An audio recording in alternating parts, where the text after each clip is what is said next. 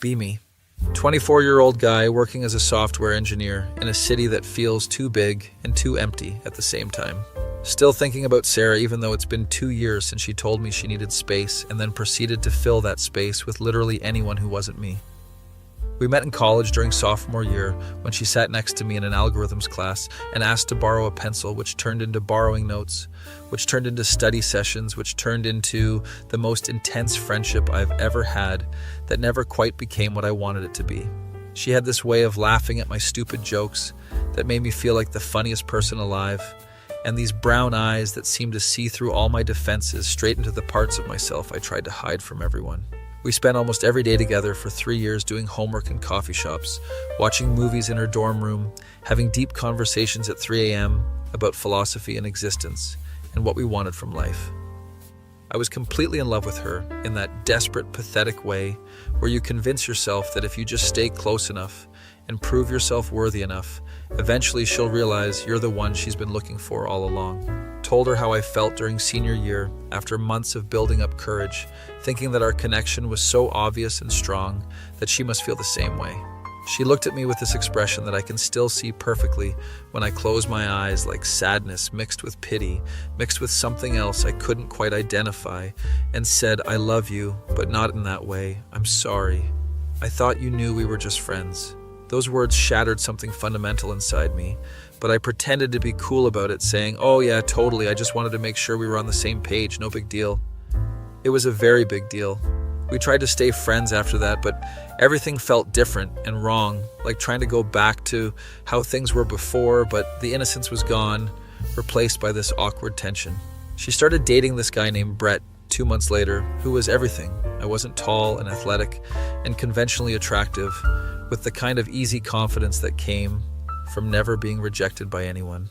Watching them together was torture, but I couldn't look away because some masochistic part of me needed to see what she wanted and confirm that it definitely wasn't me.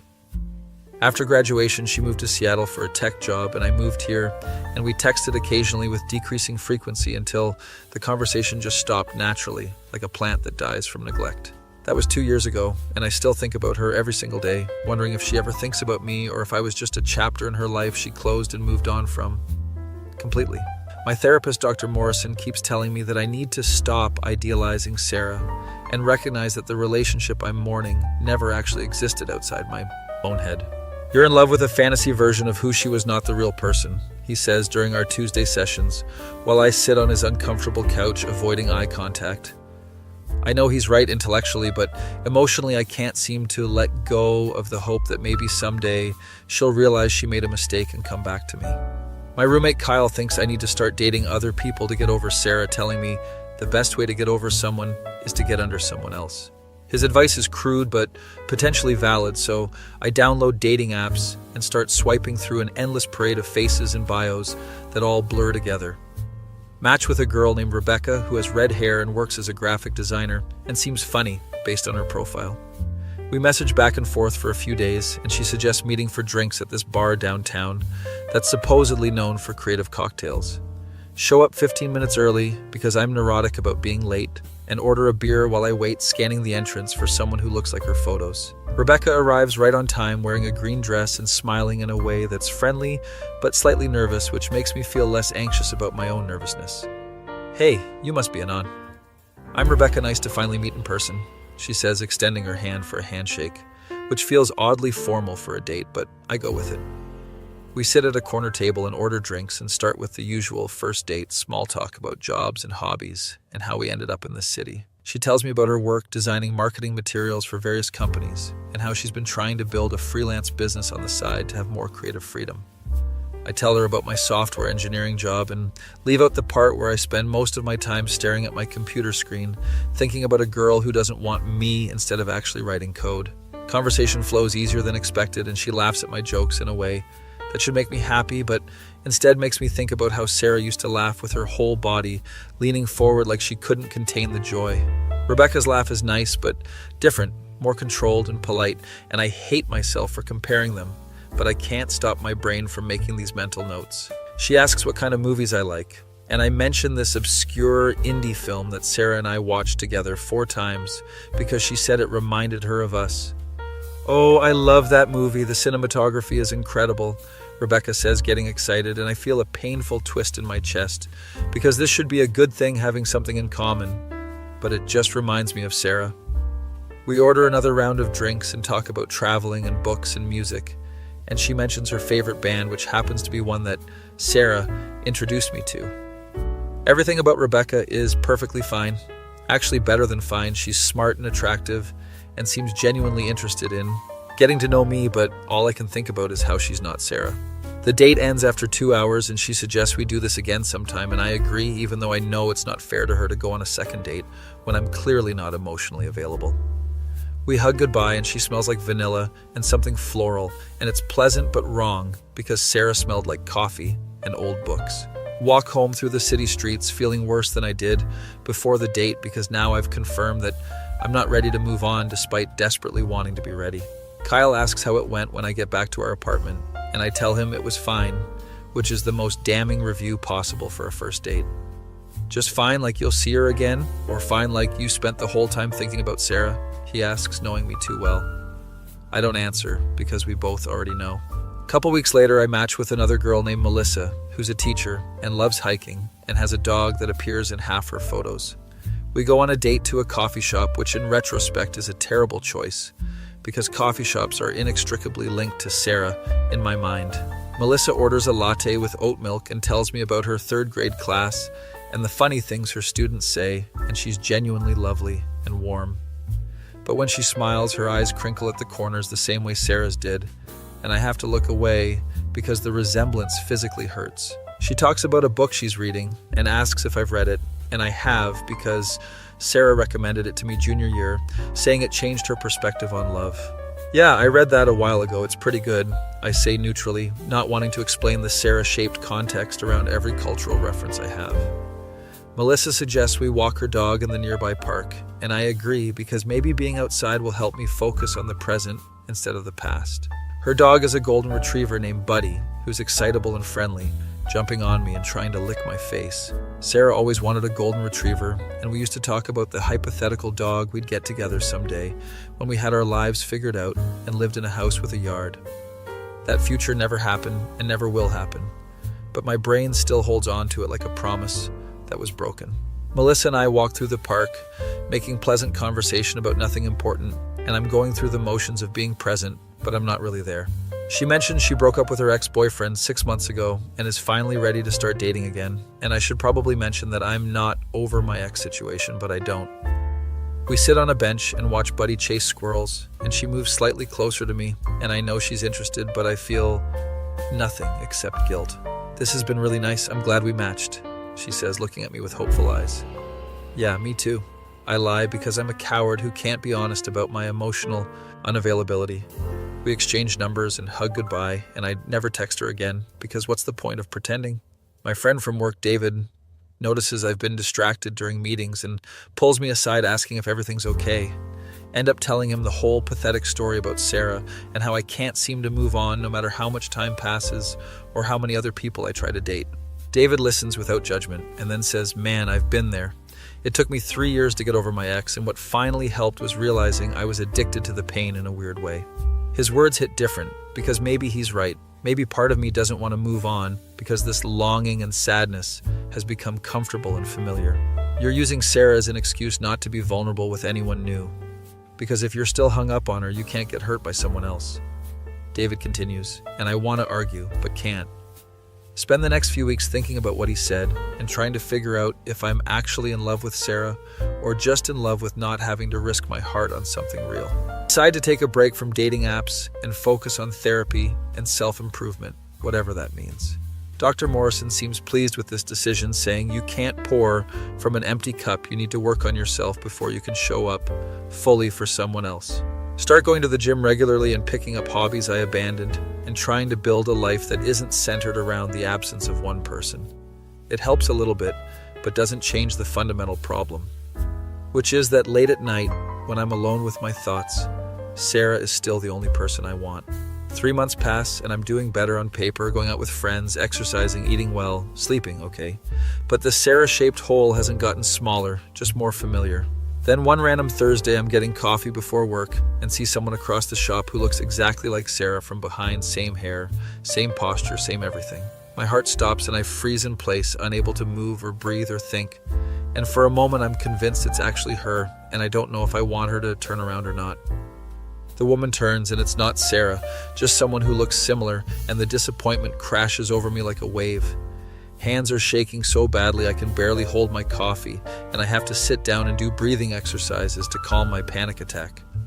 Realize this is not normal or healthy, and that I need to do something drastic to break this cycle before it completely destroys me. Dr. Morrison suggests maybe trying to reach out to Sarah and get closure instead of living with this unresolved fantasy. The idea terrifies me but also feels necessary, like lancing a wound that's been infected for too long. Spend 2 weeks drafting and redrafting a message, trying to find the right words to explain how I'm feeling without sounding desperate or pathetic. Finally settle on something. Simple and honest. Saying, hey, I know it's been a while and I hope you're doing well. I've been thinking about our friendship and how things ended, and I was wondering if you'd be open to talking sometime. I think I need closure. Send it before I can overthink and immediately regret it, checking my phone every 30 seconds for a response. 3 days pass with no reply, and I assume she's ghosting me, which is answer enough. Then on day 4, my phone buzzes with a message from Sarah, and seeing her name on my screen after all this time makes my stomach drop. Hey, stranger, good to hear from you. I've thought about reaching out but wasn't sure if you'd want to hear from me. I'm actually going to be in your city next month for a work conference. Maybe we could grab coffee?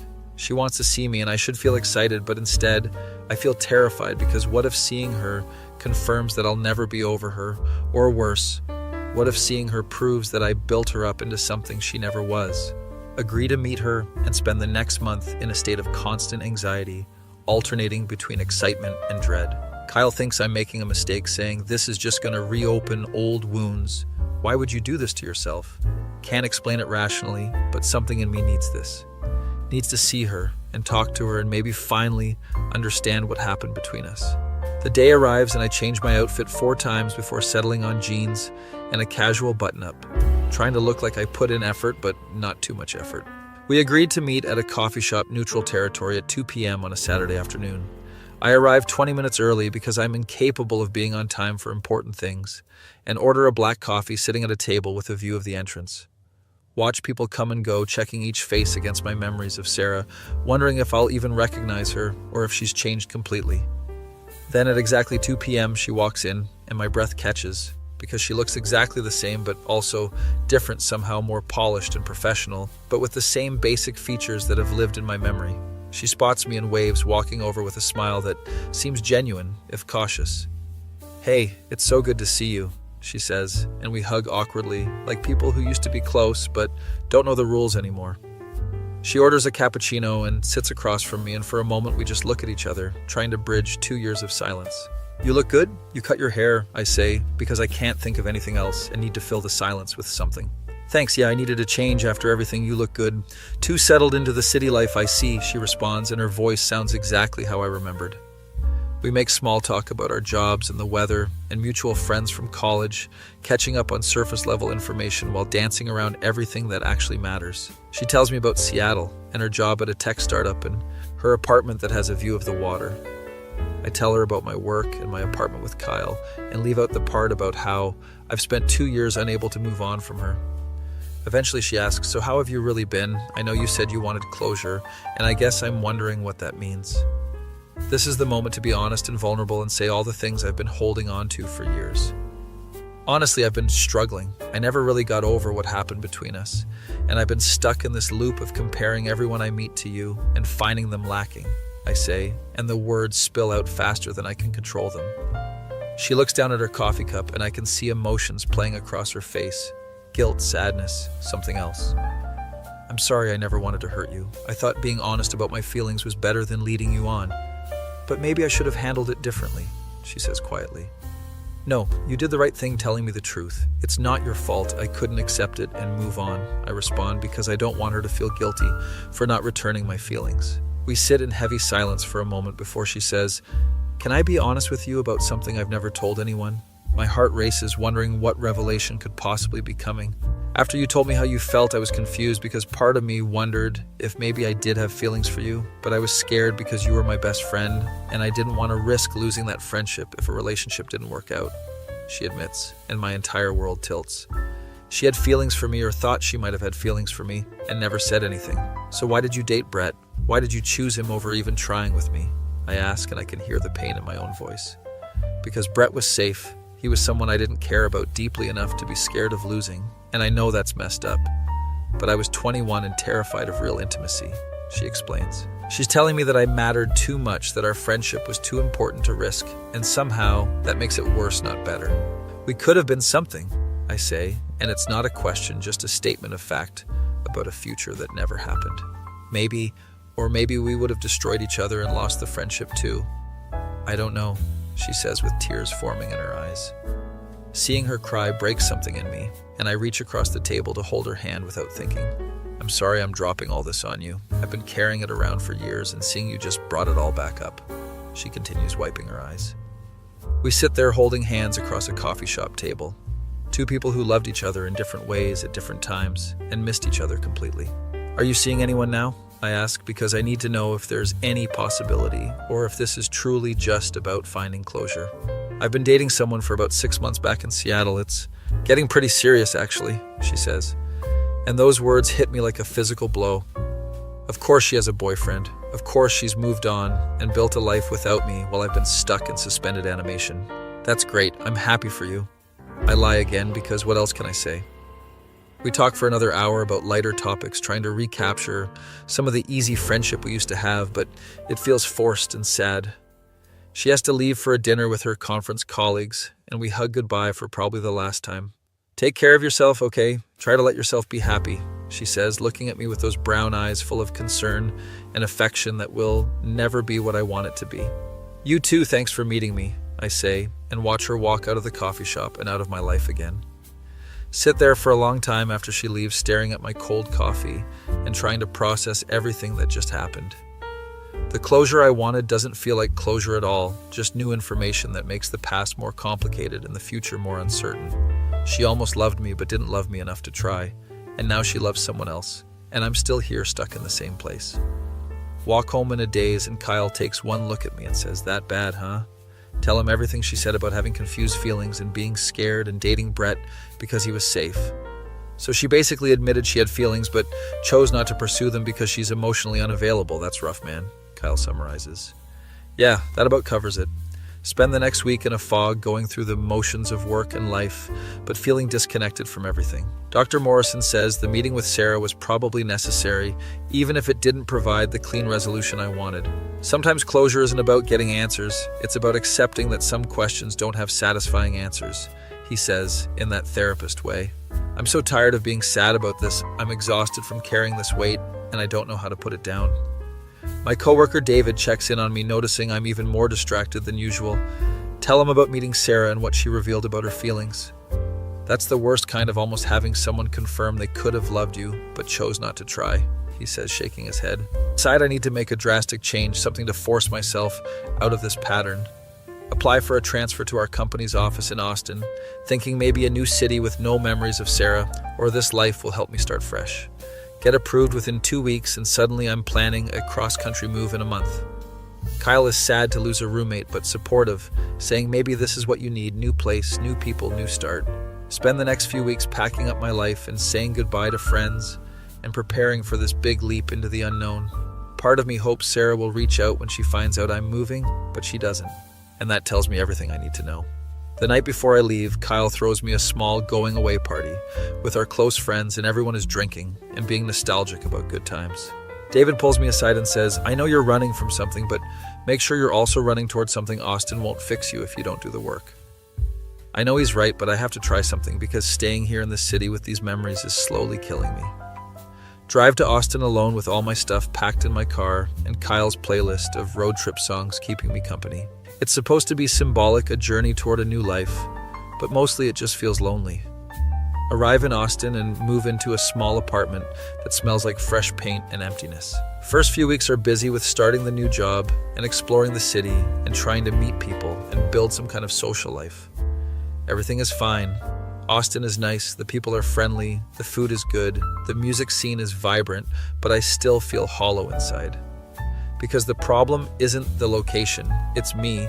I brought my emotional baggage with me, and it doesn't matter that I'm in a different city. Sarah is still in my head and my heart, and no amount of physical distance changes that fundamental reality.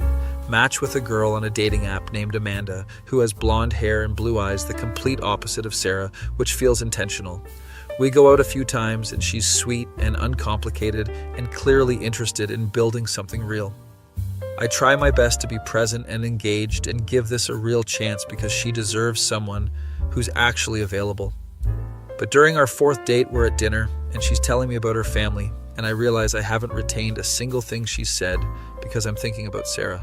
Amanda notices my distraction and asks, "Are you okay? You seem really far away tonight?" This is my chance to be honest for once, instead of stringing someone along while I'm emotionally unavailable.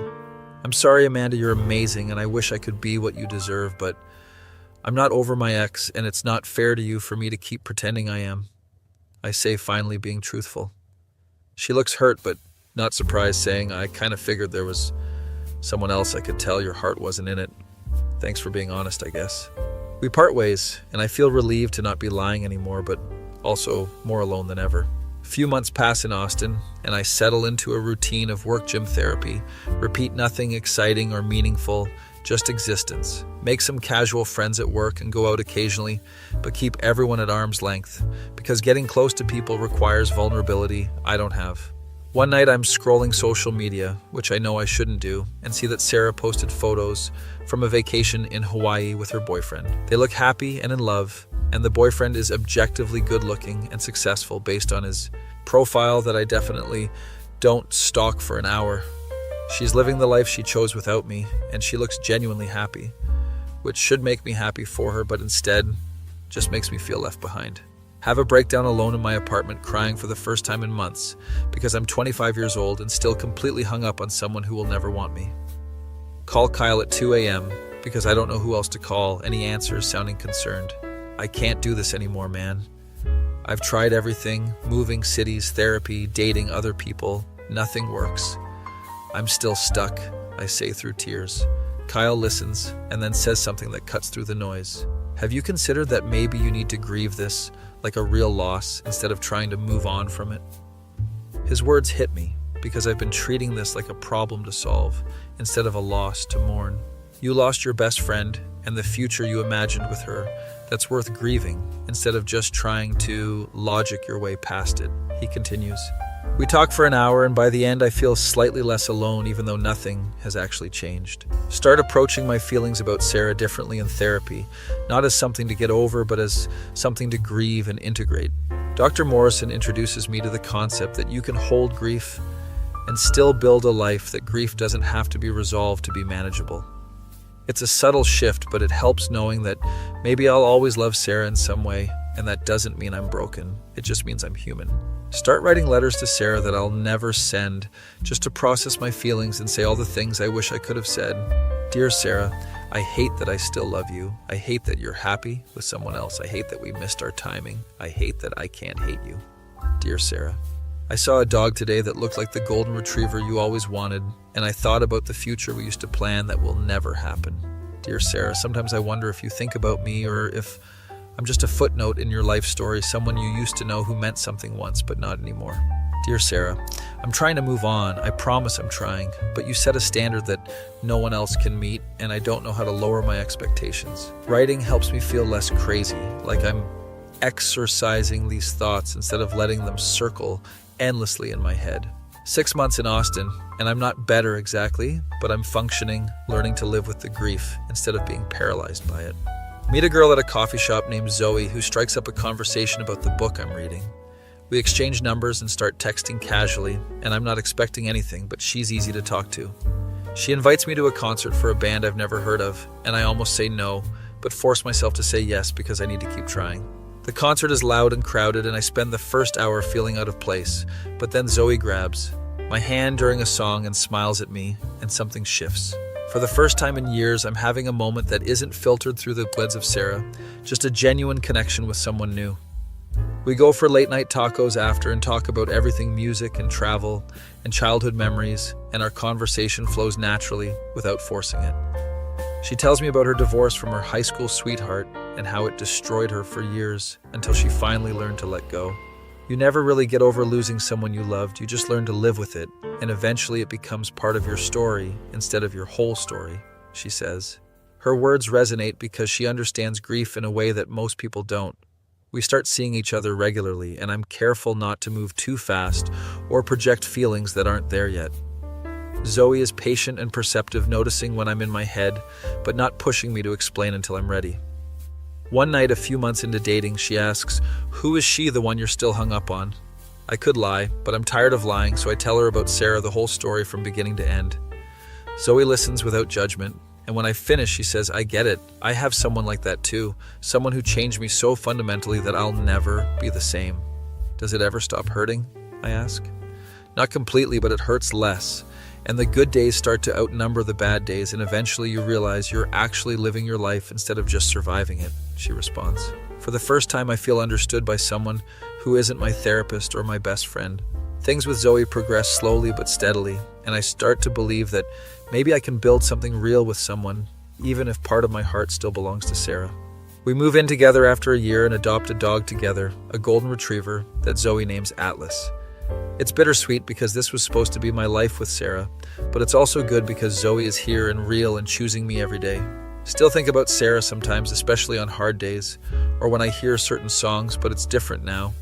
Less consuming, more wistful. My relationship with Zoe isn't perfect. We fight and have issues like any couple, but it's built on honesty and mutual effort instead of unspoken longing. 2 years in Austin, and I'm actually okay, not happy exactly, but okay, which feels like a massive achievement compared to where I was. Then one random Tuesday, I get a message from Sarah on social media. My heart still jumps seeing her name, which I hate but can't control. "Hey, I heard through mutual friends that you moved to Austin, and I wanted to reach out. I'm sorry for how things ended between us. I think about our friendship a lot and miss it. Hope you're doing well." Stare at the message for a long time, trying to decide if I should respond or leave it unanswered. Zoe notices I'm distracted and asks what's wrong, and I show her the message. "Do you want to respond to her?" she asks without jealousy, just genuine curiosity. I don't know, part of me wants closure or reconciliation or something, but another part of me knows that talking to her will just mess me up again, I admit. Zoe thinks for a moment and says, "Maybe you should respond not to reopen anything, but to close that chapter properly on your own terms." I decide she's right and craft a response that's friendly but boundaried.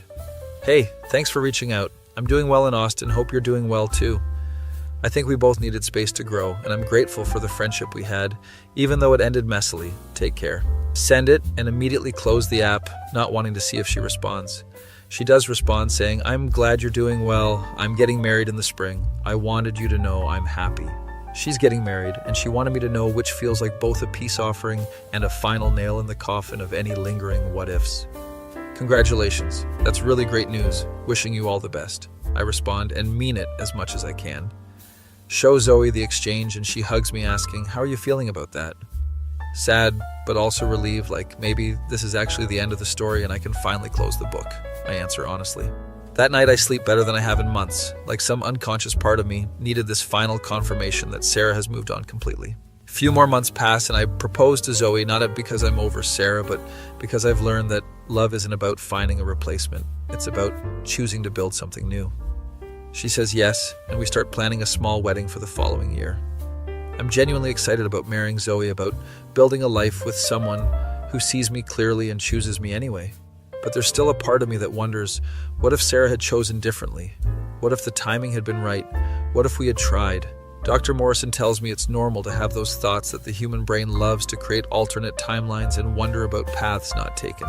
The key is not letting those thoughts control your present reality. You can acknowledge them and still choose your current life, he says.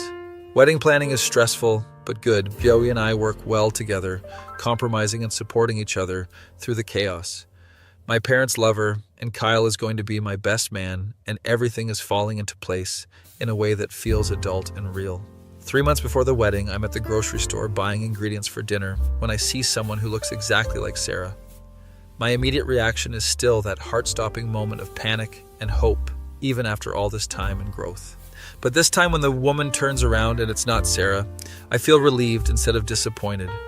Realize this is progress, that my first instinct isn't longing anymore, just recognition of a pattern my brain has developed.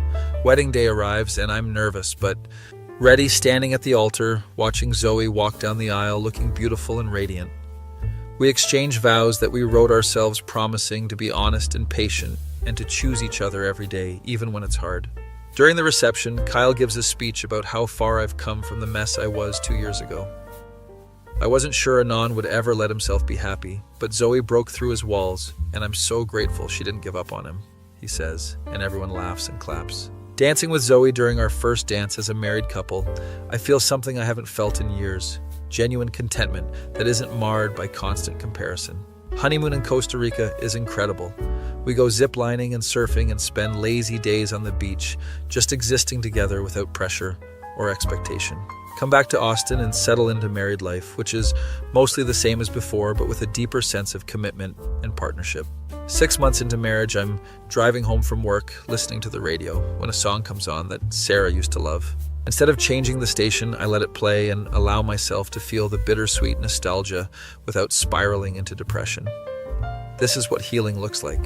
I think not the absence of pain, but the ability to hold pain without being destroyed by it. Get home and Zoe is cooking dinner with Atlas at her feet, hoping for scraps. "How was your day?" she asks, kissing me hello. "It was good. I heard a song that reminded me of Sarah, but I was okay," I say, because we've built a relationship where I can be honest about this stuff.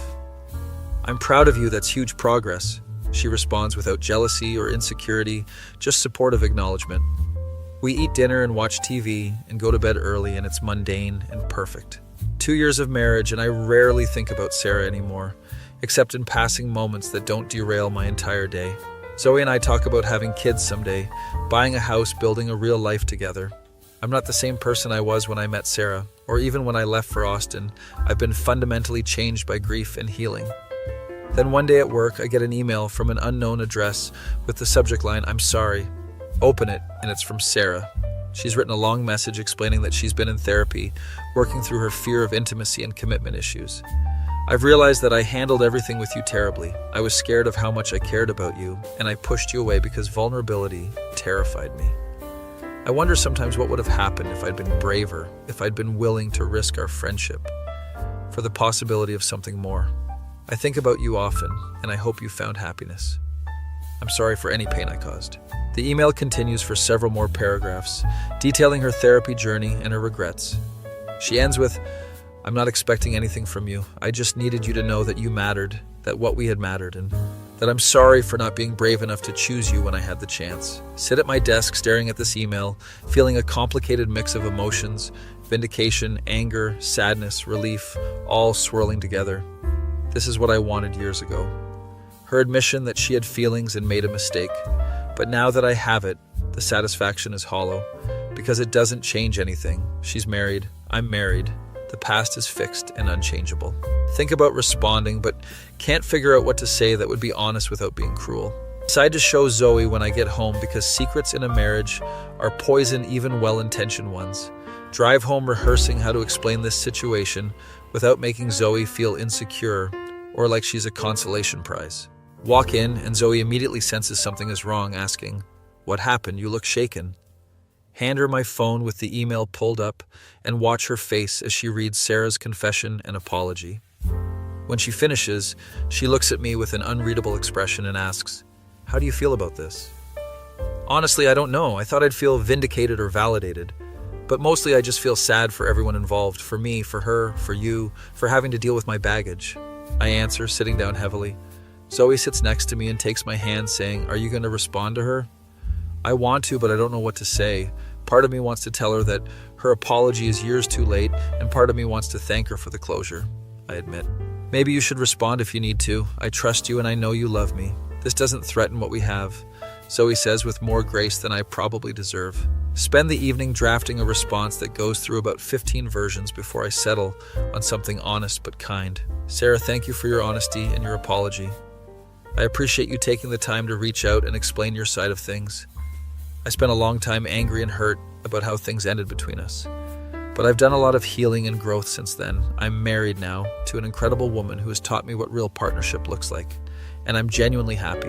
I hope you found peace and happiness too. I forgive you for the past, and I wish you all the best in your marriage and your life. Take care. Send it before I can overthink it anymore, and then close my laptop feeling exhausted. Zoe asks if I want to talk about it more, but I'm all talked out, so we just sit together on the couch with Atlas between us, watching mindless TV. That night I dream about Sarah for the first time in months, but it's different this time. In the dream, we're sitting in that coffee shop where we had our closure conversation, but instead of being sad, we're both laughing about something. I'm glad you're happy, Dream Sarah says, and I realize she means it without any hidden agenda or lingering feelings. I'm glad you're happy too, I respond, and in the dream, I actually mean it fully without reservation. Wake up feeling lighter, like something has shifted fundamentally in how I carry this history. Sarah responds to my email the next day with a brief message saying, "Thank you for your kindness and forgiveness. I'm glad you found your person. Take care of yourself." That's the last communication we have, and somehow it feels right, like we've both said what we needed to say and can finally let each other go. Tell Dr. Morrison about the whole exchange during our next session, and he seems pleased with how I handled it. You've come a long way from the person who couldn't go on a single date without comparing everyone to Sarah. That's significant growth, he observes. I still think about her sometimes, but it's different now, like thinking about a character in a book I used to love instead of an active wound, I try to explain. He nods, understanding what I mean about the shift from active pain to distant memory. Life continues with work and marriage and planning for the future. Zoe and I start seriously discussing having kids. She wants to start trying soon, and I'm terrified, but also excited about the prospect of being a father. We spend months talking about parenting styles and values and what kind of life we want to build for our hypothetical children. Kyle calls one weekend to tell me he's getting married finally. After years of casual dating, he found someone who makes him want to commit. Guess we're all growing up, huh? Never thought I'd see the day, he jokes, but I can hear the genuine happiness in his voice. Fly back home for Kyle's wedding and see a bunch of old friends from college. Everyone's changed, gotten older, more settled. Someone mentions Sarah at the reception, saying she and her husband just had a baby girl and are living in Portland now.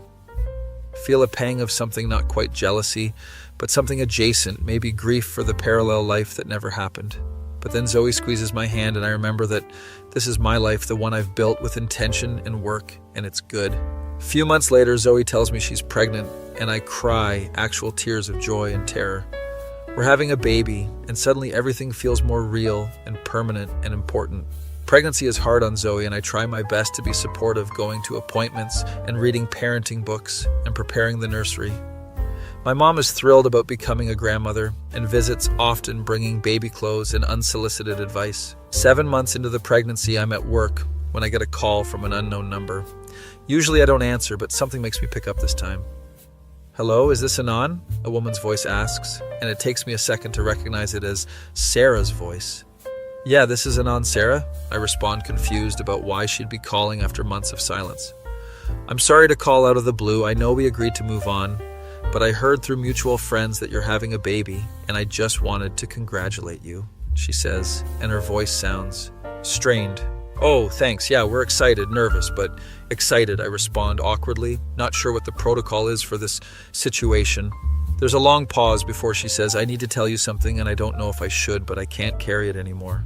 My stomach drops because I know whatever she's about to say is going to complicate everything. When I told you I wasn't sure if I had feelings for you back in college, I was lying. I knew I loved you. I was completely in love with you, but I was terrified, she admits. And I can hear tears in her voice. The words I spent years desperately wanting to hear are finally being said, but they feel like stones dropping into still water, creating ripples I don't want. "Sarah, why are you telling me this now? What do you want from me?" I ask, trying to keep my voice steady. "I don't want anything, I just needed you to know the truth. I'm miserable in my marriage. I had a baby, thinking it would fix things, but it didn't, and I keep thinking about how different my life would be if I'd chosen you," she continues. "This is a nightmare. I've built a good life with Zoe. We're about to have a baby, and Sarah is imploding and trying to drag me into her chaos. I'm sorry you're unhappy, I really am. But I can't be your emotional support for this. I'm married. I'm having a baby with someone I love, and I can't go back to that place where you're the center of my world," I say firmly. "I know, I'm sorry, I shouldn't have called. I just miss you. I miss us," she says, crying openly now. Sarah, there was no us. There was you, and there was me, and we wanted different things at different times. That's all it was. We can't build a relationship on what-ifs and regrets, I respond. We talk for a few more minutes before I tell her I have to go, and I wish her luck in figuring out her marriage and her life. Hang up feeling shaken, and immediately call Dr. Morrison, leaving an urgent voicemail asking for an emergency session. He calls back within an hour, and we schedule something for the next day. That night I tell Zoe about Sarah's phone call and watch her face carefully for signs of how she's processing this information. She told you she was in love with you and is unhappy in her marriage. Zoe repeats slowly, trying to understand the implications. Yeah, and I told her I couldn't be part of whatever breakdown she's having because I have a life and a family with you, I explain. Zoe is quiet for a long time before saying, I'm not going to pretend that doesn't scare me. The woman you were in love with for years just confessed her feelings. I know and I understand if you need time to process this, or if you're angry, but I promise you I'm not interested in going back to that I chose you, I choose you, I say desperately. She cries and I hold her and we talk through her fears and my own confusion about Sarah's timing and motivations. Emergency therapy session with Dr. Morrison is intense, working through my feelings about Sarah's confession and what it means for my current life. She's having a crisis and reaching out to you because you represent a path not taken, but that doesn't mean you owe her anything or need to question your own choices, he explains. I know logically, but emotionally it's stirring up all this old stuff I thought I'd dealt with, I admit. We talk about boundaries and the importance of protecting my marriage and my family, even if it means completely cutting off contact with Sarah. Decide that I need to block Sarah's number and social media, not out of anger, but out of self-preservation. Tell Zoe my decision, and she seems relieved, saying, I wasn't going to ask you to do that, but I'm glad you're choosing us. Few weeks pass and things start to settle down. Zoe and I go to birthing classes and finalize preparations for the baby. Then one night I'm driving home from work in heavy rain, the kind of storm that makes visibility terrible and roads slick. Thinking about everything Sarah and Zoe and the baby and the life I'm building when a car runs a red light. See it happening in slow motion, the headlights coming straight toward my driver's side, too fast for me to react or swerve. The impact is deafening, metal, crunching glass, shattering my whole world, turning sideways and upside down. Pain everywhere, can't breathe, can't move, can barely think through the fog that's closing in. Hear sirens in the distance, getting closer, people shouting, someone trying to open my car door. Paramedics are saying my name, asking if I can hear them telling me to stay awake, but everything is fading. Think about Zoe, about our unborn daughter, about how I'm supposed to be there for them. Try to say something, try to tell them to call Zoe, but the words won't come out right. They're putting me on a stretcher, loading me into an ambulance. Someone is holding my hand, telling me I'm going to be okay, but I can feel that I'm not okay. Something is very wrong, internal bleeding. The paramedic is saying we need to go now. At the hospital, everything is chaos. Doctors and nurses rushing around, speaking in urgent tones, using medical terms I don't understand. Catch fragments of conversation, extensive internal injuries, multiple fractures, possible brain trauma. We're doing everything we can. Someone asks if there's family they can call, and I manage to whisper Zoe's name and number before the pain becomes too much. They're wheeling me into surgery, and a doctor is explaining something about the risks, but I can't focus on the words. Think about all the time I wasted mourning someone who didn't choose me instead of fully appreciating the person who did. Regret every moment I spent comparing Zoe to Sarah, every time I let the past interfere with my present. Zoe arrives at the hospital, and I can hear her voice in the hallway, demanding to see me, sounding terrified. They let her in for a moment before surgery, and she's crying, holding my hand, telling me I have to fight. I love you so much. Please don't leave me. Please don't leave our baby, she sobs, and I want to promise her I'll be okay, but I can't speak. Squeeze her hand with what little strength I have, trying to communicate everything I'm feeling. They tell her she has to leave now that they need to operate, and she kisses my forehead, whispering, come back to me. Going under anesthesia, and my last conscious thought is hoping that I get the chance to be the father and husband I want to be. Surgery takes hours. Zoe told me later that the doctors came out multiple times with updates, each one more grave than the last. Extensive damage to internal organs, multiple blood transfusions, complications they didn't anticipate. Kyle flew in from home and sat with Zoe in the waiting room, both of them holding on to hope that was slipping away. My parents arrived and my mom kept saying I was strong, that I would pull through, but even she didn't sound convinced. 12 hours of surgery, and the doctors finally came out looking exhausted and defeated. We did everything we could, but the damage was too extensive. His body couldn't handle the trauma, the surgeon told my family. Zoe screamed and collapsed, and Kyle had to hold her up while my mother sobbed into my father's chest. They let Zoe come in to say goodbye to my body, still warm, but empty of whatever makes a person themselves. She laid her head on my chest and talked to me, even though I couldn't hear her anymore, telling our unborn daughter about her daddy. He was complicated and sometimes broken, but he loved so deeply, and he chose us in the end. He chose us, she told our daughter through tears. Kyle said later that he'd never seen someone so destroyed by grief, that Zoe looked like she'd aged 10 years in a single night. My funeral was small, just family and close friends gathered to say goodbye to a life that ended too soon. Zoe was 7 months pregnant, standing at my grave in a black dress that didn't fit right anymore because of the baby. Kyle gave a eulogy about friendship and growth, about how I'd fought so hard to become a better version of myself. Anon spent years being haunted by a love that never was, but in the end he found real love and built a real life, and that matters, that counts for something, he said. What he didn't mention was that Sarah showed up at the funeral, standing in the back, looking destroyed by guilt and grief. Zoe saw her and walked over, and everyone held their breath, expecting confrontation or drama. But instead, Zoe just looked at Sarah with these tired, sad eyes and said, "He forgave you. I hope you can forgive yourself." Sarah broke down completely, sobbing apologies that couldn't change anything, couldn't bring me back. They buried me on a Tuesday under gray skies that matched the mood of everyone who came to witness my final chapter. Zoe visits my grave every week, even as her pregnancy progresses, bringing flowers and talking to me about her day. Tells me about baby names she's considering, about how she felt the baby kick, about how much she misses me. 2 months after my death, she goes into labor, and Kyle drives her to the hospital, staying with her through the whole process. She names our daughter Hope because she needs to believe that something good can come from all this tragedy. Hope has my eyes, Kyle tells her, taking photos to show me even though I'm not there to see them. Zoe raises our daughter alone, but not really alone, because my family and friends rally around her, providing support and love. She tells Hope stories about me when she's old enough to understand, about how I struggled and grew and loved her before she was even born. Shows her photos and videos, trying to make sure Hope knows who her father was, beyond just the tragedy of how he died. Sarah sends a letter to Zoe years later, apologizing for everything, for calling me before the accident, for being selfish with her feelings. I think about him all the time, and I'm haunted by the role I played in his pain. "I hope you and Hope are doing well. I hope he's at peace," the letter says.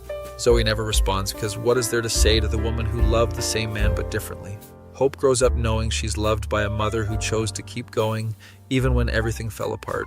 Zoe never remarries, telling people that she had her great love, and she's content raising Hope and building a life from the pieces. Sometimes she still thinks about me, wonders what I would say about Hope's accomplishments, what kind of father I would have been. Kyle visits on the anniversary of my death every year, bringing flowers and sitting at my grave, telling me about his life. "You'd be proud of Hope, man. She's got your stubbornness and Zoe's kindness. She's going to be something special," he says to my headstone. Years pass, and my death becomes part of the story of everyone who knew me, a chapter that shaped them but didn't define them. Zoe teaches Hope about loving deeply, even when it's scary, about choosing vulnerability, even when it hurts. "Your father taught me that love isn't about perfection, it's about showing up and trying even when you're scared," she tells her daughter. Hope asks if her dad would have loved her, and Zoe always says, "He loved you before he met you. He was so excited to be your father." My grave gets visited less as time passes, as people move on with their lives, as the grief becomes less sharp. But on certain days, birthdays, anniversaries, the anniversary of the accident, people still come. Zoe brings Hope when she's old enough, and they sit on the grass and tell me about their lives. "I wish you were here," Zoe says every time. "I wish things had been different." But they weren't different. I died in a car accident before I got to meet my daughter, before I got to fully live the life I'd built. Spent so many years chasing a ghost of a person who never really existed that I almost missed the real thing standing right in front of me. Learned too late that love isn't about perfect timing or Hollywood moments. It's about choosing someone every day, even when it's hard. Zoe understood that she chose me every day through all my baggage and trauma, and I hope I chose her enough in the time we had. Hope grows up to study psychology, wanting to understand the complexity of human emotion and relationships. Writes her college admissions essay about a father she never met, who taught her about the importance of mental health through his absence. Zoe cries reading it, realizing that somehow my struggles and my story mattered, that they meant something beyond the tragedy. Hope visits my grave before leaving for college and leaves flowers and a note. Dear Dad, I never got to know you, but Mom made sure I knew your story. Thank you for choosing us even when it was hard. I'll make you proud, I promise. Love, Hope. The note stays weighted down by a rock until rain and time make the ink run, but the sentiment remains. Kyle gets old, thinks about me sometimes, about the friend he lost too soon, about the what-ifs and the unfairness of it all. At his own grandson's christening, he tells stories about me, keeping my memory alive for a new generation. Your great-uncle Anon was complicated, but he taught me that it's okay to struggle as long as you keep trying to be better. He tells the baby, who doesn't understand. Sarah lives with the guilt of that phone call for the rest of her life, wondering if her confession distracted me that night. She eventually divorces, gets therapy, makes peace with her own demons, but never fully forgives herself. Writes in a journal that no one will read, I'm sorry, Anon. I'm sorry I couldn't be brave. I'm sorry I called. I'm sorry for all of it. My parents visit my grave on holidays, talking to me like I can hear them updating me on family news. Hope is doing so well. She looks just like you. She's strong like you were, my mom says, arranging fresh flowers. The story of my life becomes a cautionary tale in Dr. Morrison's practice, anonymized but recognizable, about the danger of unresolved grief.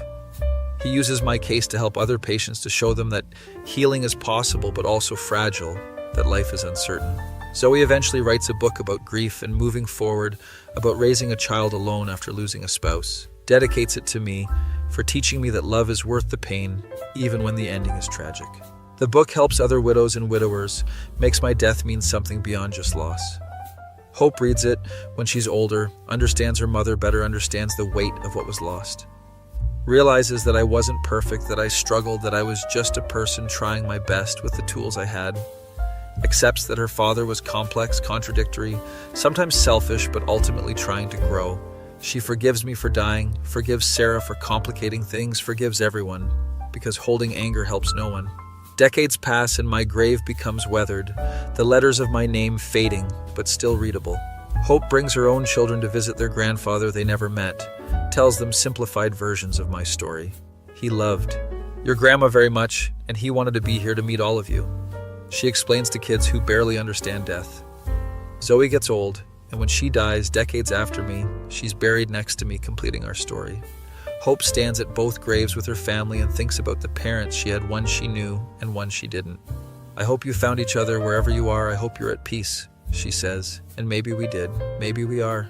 My story ends not with resolution or happy endings, but with the messy, complicated reality of a life lived imperfectly. I never got over Sarah completely, but I built something real with Zoe before my time ran out. That has to count for something. The trying, the choosing, the loving, even when scared. My final thought before the accident, before everything went dark, was of Zoe and Hope and the life we were building. Not of Sarah, not of regrets, just of the present moment and the people who chose me back. That feeling when you spend your whole life chasing what you can't have and die just as you're learning to appreciate what you do have.